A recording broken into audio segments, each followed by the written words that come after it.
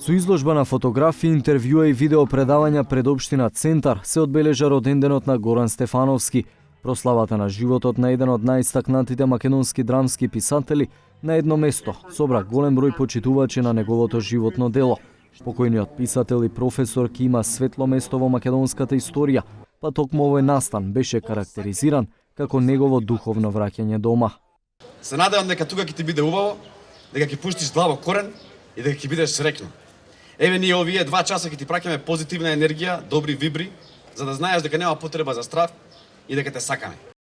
Настанот беше инициран од неговото семејство, Ману и општина Центар. Локацијата беше избрана бидејќи Дебар Мало беше духовно, животно и книжевно врзано за него. Ова е еден настан кој нема да се одржава само оваа година, туку ќе влезе во програмата за култура и општина Центар секоја година ќе го има на 27 април како ден во кој ќе го чествуваме Горан Стефановски.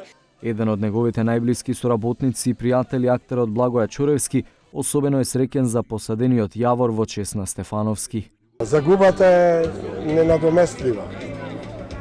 Се плашам дека овој македонски народ сите чуда за 3 дена ќе бидат, но сепак се радувам на јаворот кој што го посадија. Ќе се радувам ако се постави бистата тука, затоа што ова беше негово место. Горан Стефановски почина по кратко боледување на 66 годишна возраст во Кентербери, Велика Британија. Задописен член на МАНУ беше избран во 2004 година, а беше и долгогодишен член на македонскиот Пен Центар.